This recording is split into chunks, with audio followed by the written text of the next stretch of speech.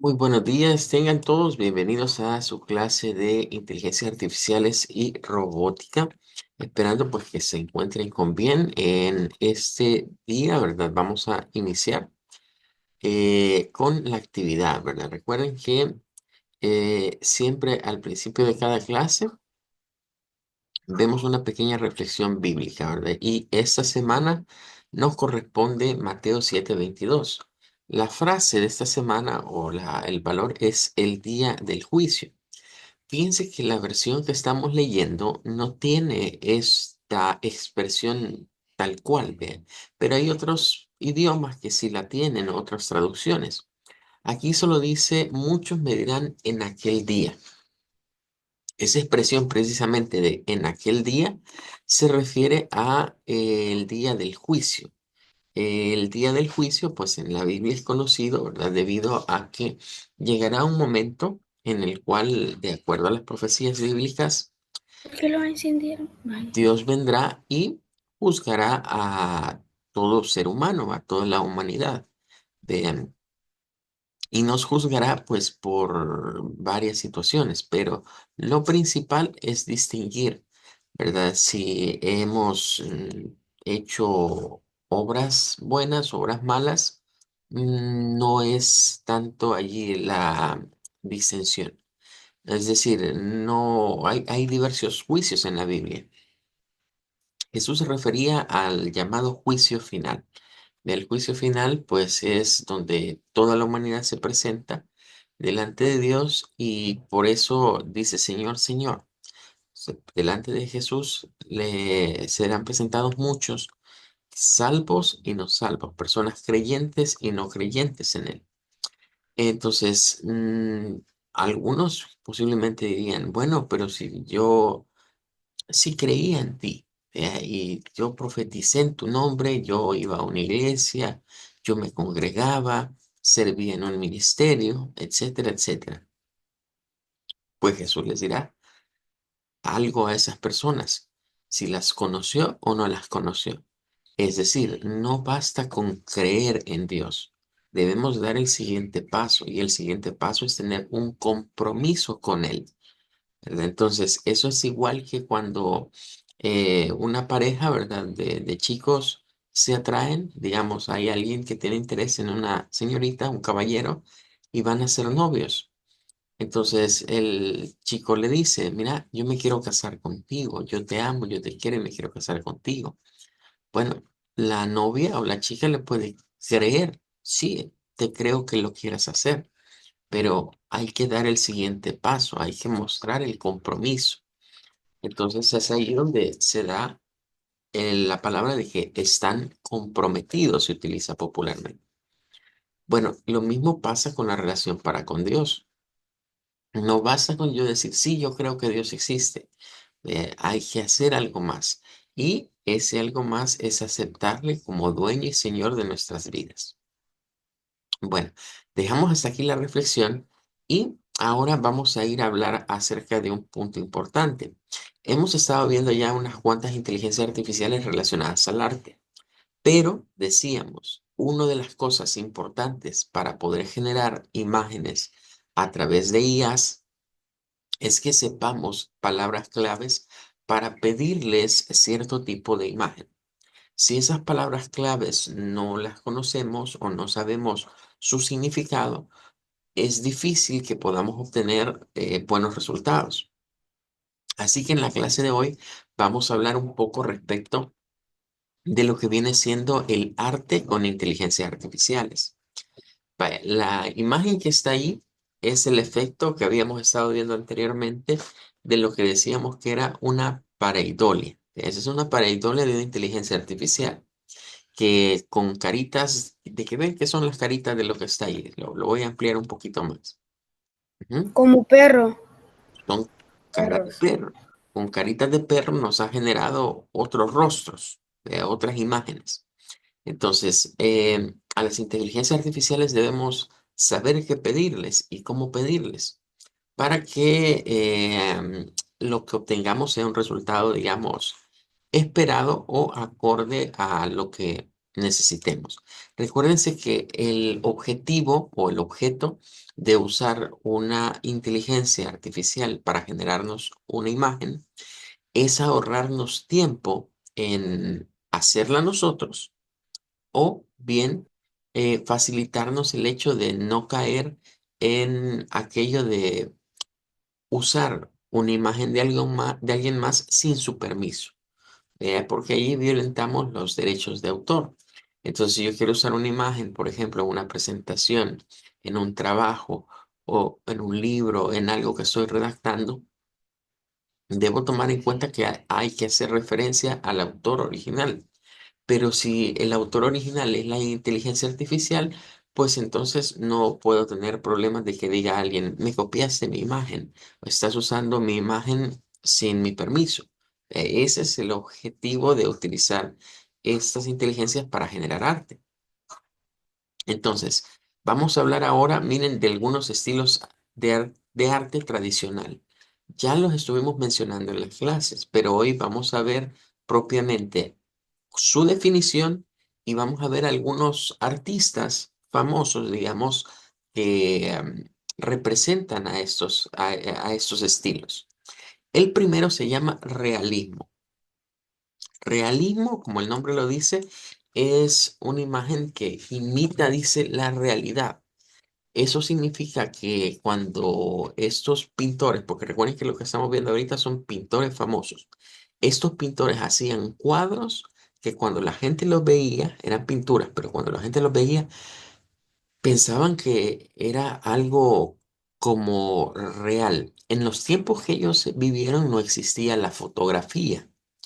Pero si hubiese existido, cualquiera hubiera dicho al ver sus pinturas, esto parece una foto. El nivel de detalle que tiene es realmente impresionante. ¿Se recuerdan que les mostré en la última clase el cuadro de la película de Robocop? Y les preguntaba, ¿creen que esa es una foto o es una pintura?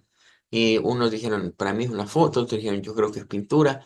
Al final de cuentas dijimos, era una pintura. O sea, habían contratado para esa película el diseño del póster, lo hizo una persona viendo la película, obviamente, y luego haciendo el dibujo.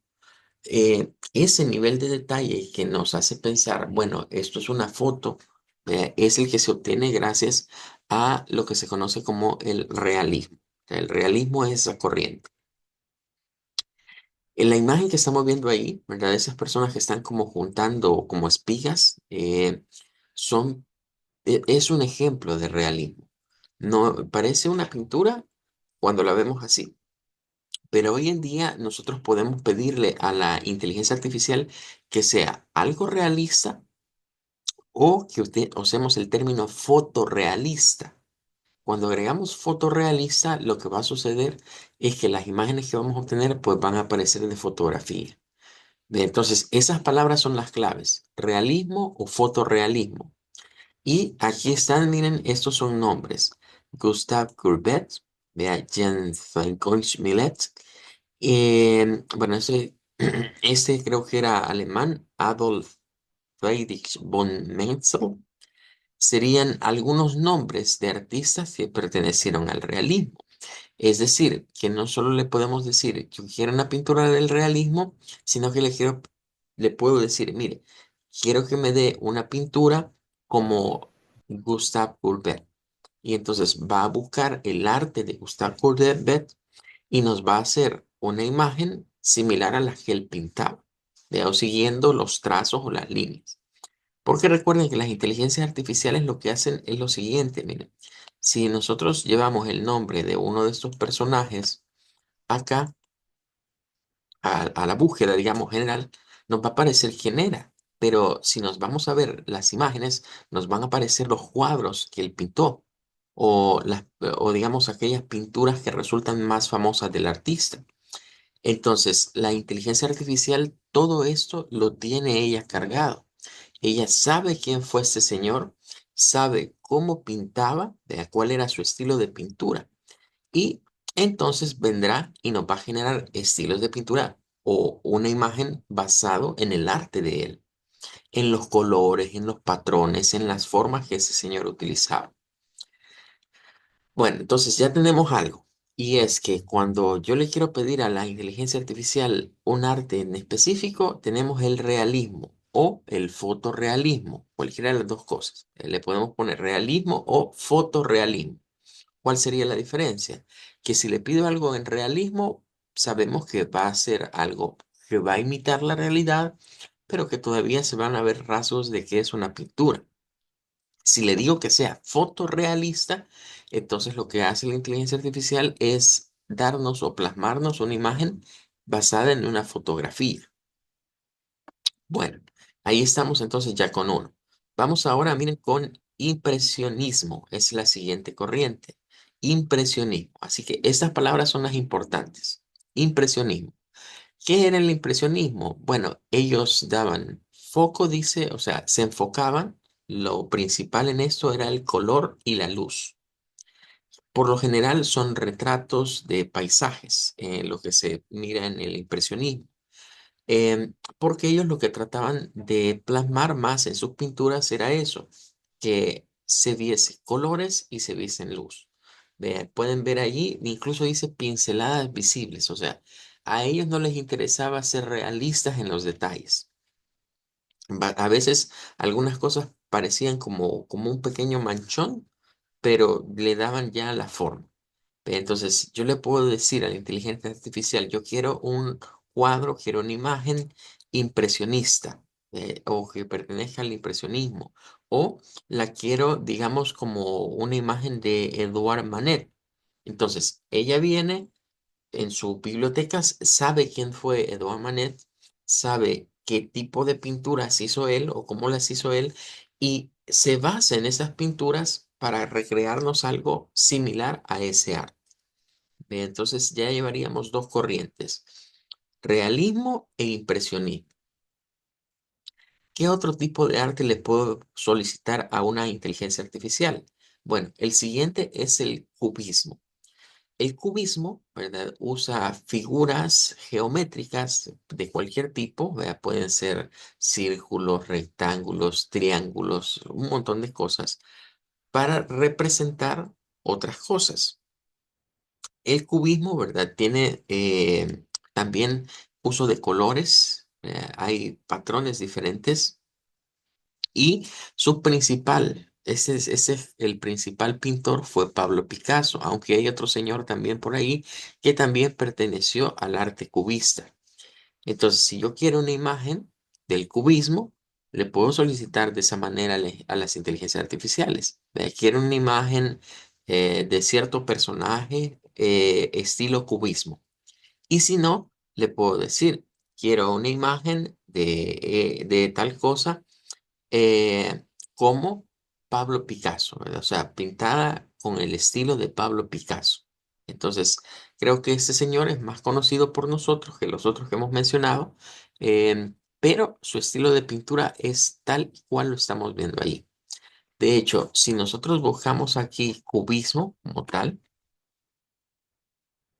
vamos a encontrar quizás algunos dibujos más recientes o más modernos. A veces el cubismo, ¿verdad? Se basa en patrones de un objeto conocido, ¿verdad? Y sobre ese objeto pintar. Vean esta que está acá. Esta es una mezcla realmente, miren, de como cubismo con un poco de realismo. Vea, porque vemos ahí que la guitarra se ve muy real y solo está plasmada alrededor de lo que vendría siendo el cubismo. Entonces, hoy incluso hay rostros de personas, ¿verdad? Que pueden hacerse con ese tipo de arte, como este, miren, que está basado en una fotografía y luego se disecciona el cubismo. Pueden ver así.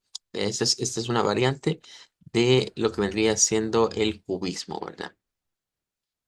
Bueno, eh, tendríamos ahí esta parte. Entonces, si yo quiero una imagen que tenga este tipo de estilo, el estilo de pintura o el estilo de arte se llama cubismo, ¿verdad? Vean estos gatitos, todos serían gatitos, o le puedo decir, mira, quiero que me generes un gato cubismo, o un gatito en estilo cubismo. O le puedo decir, quiero un gato pintado por Pablo Picasso. Entonces nos va a generar algo similar a lo que estamos viendo ahorita. Bueno, entonces ya llevamos ahorita, ya hemos mencionado tres tipos de arte. Esas palabras son las que debemos de usar en los prompts de las inteligencias artificiales. Realismo, impresionismo y ahora hablamos de cubismo. Serían ya tres palabras claves. Ahora vamos a entrar a otro plano de arte. Este se llama surrealismo. Surrealismo. El arte surrealista tiene una palabra aquí interesante que la vamos a explicar. Dice que son escenarios oníricos e imaginativos. La palabra onírico, eso que está acá, onírico quizás tengamos que definirlo, pero esto viene de una palabra griega, así en síntesis, viene de una palabra griega que significa relativo a los sueños. Es un adjetivo que se usa para referirse a las cosas de los sueños o cosas que vemos en los sueños. Cuando soñamos, ¿verdad? A veces ocurren, podemos soñar diversas cosas. Algunos pueden tener pesadillas incluso en las noches, otros pueden tener sueños bonitos, otros como yo, vea, quizás se despiertan y dicen, yo no me acuerdo de lo que soñé. Hay personas que se acuerdan en detalle de lo que soñaron el día o la noche anterior y nos narran sus sueños. Hay otros que quizás los sueños no son muy bonitos, son más como pesadillas. Y habemos otros, repito, como que no me acuerdo que soñé. Pero sí podemos decir que la gran mayoría a veces tenemos sueños y en los sueños ocurren cosas que sabemos que en la realidad son imposibles. Hay personas que sueñan, por ejemplo, que pueden volar. Hay personas que sueñan que pueden ir como por las nubes encima de los lugares y ver las cosas a distancia. Hay otros incluso que pueden soñar que tienen superpoderes quizás en sus sueños, ¿verdad? Que pueden dar grandes saltos, que tienen superfuerzas. Bueno, cuando entramos a hablar de los sueños, podemos hablar de un montón de cosas. Hay personas que dicen que los sueños tienen significados, que dependiendo de lo que uno sueña, así hay una interpretación que se puede dar. Y hablando de interpretaciones de sueños, pues en la Biblia hay ejemplos de sueños muy famosos que personas tuvieron y que tenían algún significado profético, como por ejemplo el caso del sueño del faraón, vea, que estando José preso en Egipto, a José se le conoce como el soñador de sueños, porque él tuvo muchos sueños y Dios le dio la capacidad de interpretarlos. Por uno de esos sueños es que terminó vendido por sus hermanos. A sus hermanos no les gustó lo que él soñó, se enojaron con él y lo mandaron de esclavo a Egipto y a su padre le dijeron que se había muerto. Pues estando José en Egipto, trabaja para un señor, ¿verdad? Para uno de los principales de Faraón y tuvo un problema y terminó en la cárcel. Él no había hecho nada malo, estaba injustamente en la cárcel. Pues llega el copero y el panadero, el que preparaba el pan y el que preparaba la copa del faraón a la cárcel, y cada uno tenía un sueño y José les dijo qué representaba su sueño. A uno le dijo, tú vas a regresar a trabajar con faraón, tú vas a morir esta noche. Eh, el copero, ¿verdad? Llega y le dice a Faraón, Faraón tiene un problema y es que hay un sueño que lo atormenta y que nadie en Egipto le puede decir qué significa. Entonces le dice, yo conocí a un hombre en la cárcel que me dijo esto y al otro le dijo lo otro y así fue. Y mandan a llamar a José. Y viene el famoso sueño de Faraón de las 7 vacas gordas y las 7 vacas flacas. Y José interpreta con ayuda de Dios el sueño. Hay otro sueño muy famoso que es el sueño que tuvo Nabucodonosor, el rey de Babilonia, ¿verdad? Y que su interpretación lo llegó a dar Daniel. Bueno, no hay duda que los sueños que tenemos surgen en nuestra cabeza, hay imaginación, hay cosas oníricas. ¿Qué significa lo onírico? Que son elementos que no pueden existir en otra realidad, más que en la realidad de un sueño. Los artistas que pertenecen a esta corriente pintan objetos por lo general del mundo real, pero están mezclados con cosas que cualquiera diría, es que eso no puede existir, o esto en el mundo real no se daría.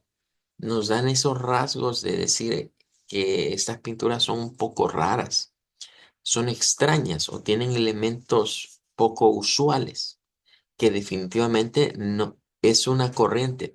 Recuerdan que al principio hablamos de realismo.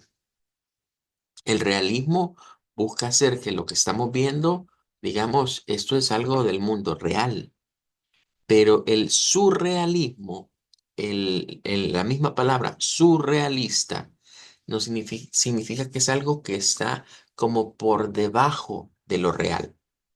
O sea, es algo que quiere imitar algunas cosas de la realidad, pero las modifica. Entonces, si nosotros vemos un escenario como este, cualquiera diría, mire, ahí hay un desierto, se ven dunas, ¿ves? Esas cosas que están acá, sí, se llaman dunas del desierto. Em, Hay un árbol, ¿verdad?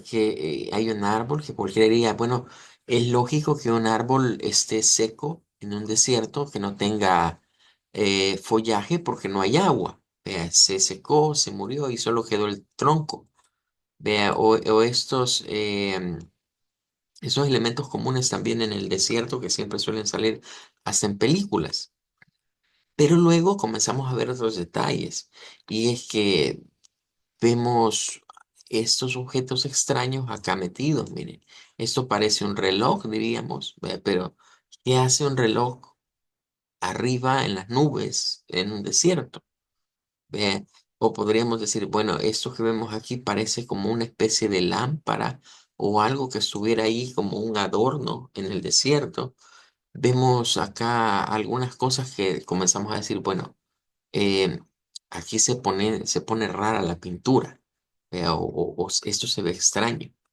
Este otro, ¿verdad? Igual, vemos a una mujer, vean, en una especie de roca, quizás en la playa. Vemos aquí la playa, vemos las nubes, vemos incluso detalles de aves, pero está vestida de una forma poco usual como para estar en la playa. Y es que está llevando puesto una blusa, una falda muy larga, tacones, guantes y un paraguas. Bueno, diríamos, bueno, o sea, a esos elementos son los que hacen a la pintura extraña. A eso agréguenle que no se le ve el rostro. En el arte surrealista es muy común que los rostros se cambien por otros o que no sean, por ejemplo, si está dibujada una persona que tenga un rostro de otra cosa, que no es una persona, porque precisamente de eso trata el surrealismo. El surrealismo puede rayar en lo extraño, en lo raro o en lo que diríamos, esto no tiene ningún sentido. Es que precisamente cuando decimos que algo es onírico, es algo relativo a los sueños. Los sueños muchas veces no tienen ningún sentido. Hay personas que dicen, mira, fíjate que yo soñé con unos gigantes, ¿verdad? Que venían y ahí estaban y me daban miedo, dice. O alguien dice, mira, yo fíjate que soñé que se me caían los dientes. Vea, en el sueño a mí se me caían los dientes. Yo soñé con unas serpientes bien grandes que andaban en la casa y nos andaban persiguiendo. Comienzan a dar lo que soñaron. Y las personas han tratado de dar interpretaciones de los sueños. Y dicen, es que si soñas con tal cosa significa que te va a pasar esto. Si has soñado esto significa que va a pasar lo otro. Yo no me voy a meter a decir los significados de los sueños. Lo que quiero que comprendamos aquí, ni tampoco vamos a debatir si eso es válido o no, pero sí, lo que quiero que comprendamos acá es que en los sueños normalmente se ven cosas que no son tomadas de la realidad, pero son modificadas. O sea, pasan cosas o se ven cosas poco comunes a la realidad. Hay cosas que nos hacen distinguir, vea, bueno, y estoy soñando, o estoy despierto. Sabemos que ciertos fenómenos solo los vemos en nuestros sueños y nunca los vamos a ver en el mundo real. Pero claro, nuestra imaginación tiene mucho que ver. Si usted se pone a ver películas de terror en la noche, o cosas que dan miedo en la noche, es obvio que su cerebro, su subconsciente se va a ir pensando eso en la noche y va a tener sueños de miedo, sueños de terror. Entonces, todo es producto, digamos, de la imaginación que nosotros podamos tener. De estos, hay algunos quizás más renombrados que otros. Tenemos este que era francés, ¿verdad? Que es Marcel Duchamp, pero creo que quizás el más emblemático es Salvador Dalí. Si no lo conocemos, creo que este señor sí es necesario mencionarlo, ¿verdad? Porque Salvador Dalí ha sido, digamos, el que ha influenciado el nombre de una de las inteligencias artificiales. El que están viendo ahí precisamente era Salvador Dalí. Desde ya, un tipo extraño. Él fue español, era un pintor español. Y su arte, repito, su arte es un arte que raya en lo extraño y hasta cierto punto, hasta les diría yo algo un poco macabro, ¿verdad? Algunas pinturas de Dalí son realmente preocupantes en el sentido, bueno, ¿y eso qué es? Vean esta, por ejemplo, miren unas manos, un huevo, y del huevo está brotando una flor. Sabemos que del huevo brota un ave, o un reptil, que son los que vienen de los huevos, ovíparos, pero no una planta. Bueno, precisamente de eso se trata, ¿verdad? El surrealismo. Ese es uno de los cuadros, el cuadro de los relojes de Salvador Dalí del tiempo, ¿verdad? Más famosos, en donde vemos pues esas cosas como que se estuviesen derritiendo, ¿verdad? Como que fueran hojas o algo, digamos que no tiene una forma o una estructura física fuerte o dura. Bueno, entonces ahí cerramos. Surrealismo. Yo puedo pedir a la inteligencia artificial que me haga arte surrealista. Y claro, va a salir un arte, repito, un poco extraño. Vamos a hablar de otro, este es más moderno. Ese arte que vamos a ver ahorita se originó en los años 70 y en los años 80. Por eso se llama pop art. Recuerden que el pop se refiere a la corriente musical. Ah, eso es algo que no les había contado. Cuando hablamos de realismo, impresionismo, el cubismo no, pero el realismo, el impresionismo, em, son todas estas corrientes de pintores van de la mano con otros artes. Es decir, hay personas que se dedicaron a escribir, escritores que sus libros eran, por ejemplo, realistas o libros de corrientes impresionistas. Si hablamos de la música, por ejemplo, la música de los 70 y de los 80 fue muy influenciada por la llamada música pop. Digamos, los 80 principalmente, el pop fue la música que marcó esa época. Entonces, ahí es donde surgió la corriente de un pop art. El pop art se refiere a usar colores brillantes y miren temas populares. Pueden ver que la que está ahí representada en pop art no es nada más y nada menos que Marilyn Monroe. Entonces, en este tipo de arte es común hacer referencia a personajes emblemáticos de la humanidad o de de ciertas épocas y retratarlos con esa forma de colores o cualquier otro objeto que tenga ese estilo.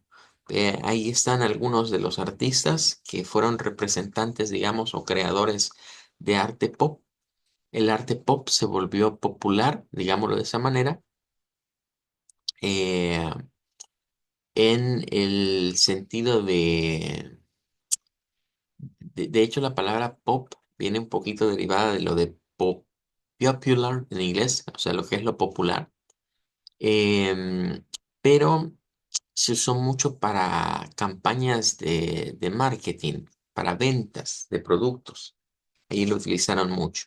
Entonces, igual, ¿verdad? Si buscamos, por ejemplo, aquí algo que tenga que ver con pop art, nos van a aparecer muchas imágenes, ¿verdad?, referidas a este pop art. Todo eso que están viendo ahí sería arte pop. ¿Cómo se distingue? Bueno, colores vibrantes. A veces no tiene que ser necesariamente, miren, el rostro de un famoso como este, ¿verdad? Que hay muchos famosos, no tiene que ser necesariamente un famoso, puede ser una especie de dibujo, ¿vea? Como ese que están viendo acá. Vea que estos son como inspirados en los cómics, ¿verdad? O en las historietas. Dibujos tipo cómic o tipo historietas también se encuentran dentro del pop art. Como les decía, lo que vendría siendo marcas famosas, ¿verdad? De productos, ¿verdad? Por eso les mencionaba esto. Ha influenciado mucho lo que es el mundo del mercadeo, ¿verdad? Ya que se utilizó mucho el pop art para promover, digamos, algunos productos.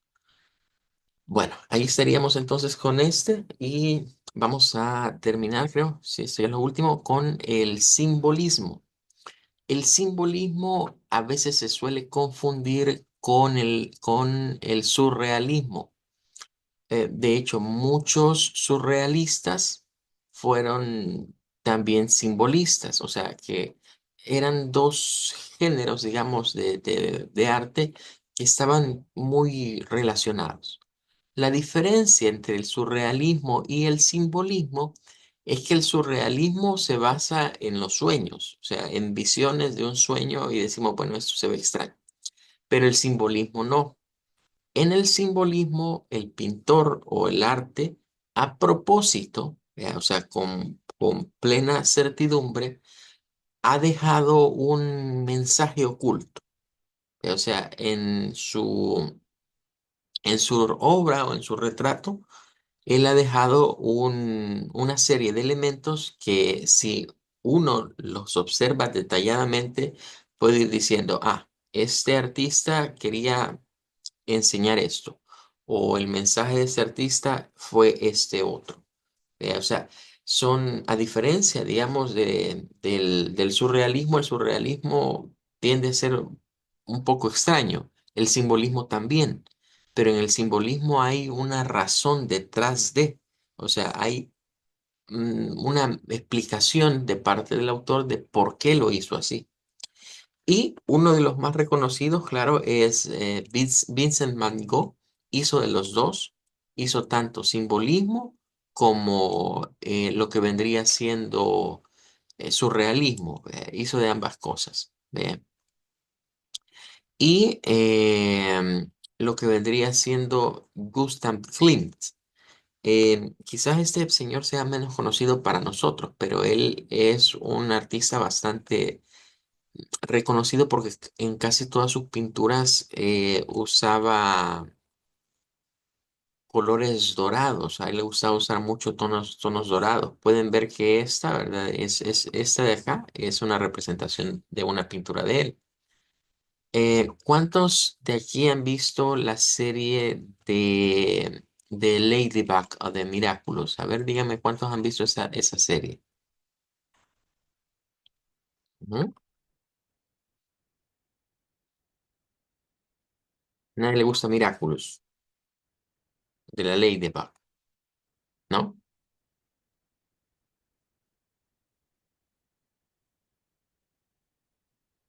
Bueno, fíjense que Gustav Klimt tiene las pinturas de él casi todas son parecidas en términos de que él utilizaba una serie de elementos, miren, así alrededor para dibujar a las personas, ¿verdad? Pero yo eh, bueno, algunos dicen que no, ¿verdad?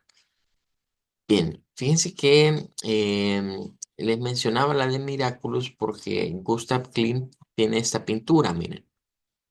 Es una de las pinturas más famosas de él. Pueden ver que es el retrato de una señora, ¿verdad? Que está como con una especie de vestido y el vestido pues se traslapa. En la serie Miraculous, hay una, hay un personaje que se llama, quiero ver, Emily, creo que es Emily, eh, Emily Agreste, creo que es el nombre. Sí. Es la mamá del Cat Noir. Pero Emilia Agreste está pintada, miren, en un cuadro. El papá de Aiden siempre va a ver el cuadro de ella. Y miren el cuadro, este dibujo de este cuadro, ¿verdad?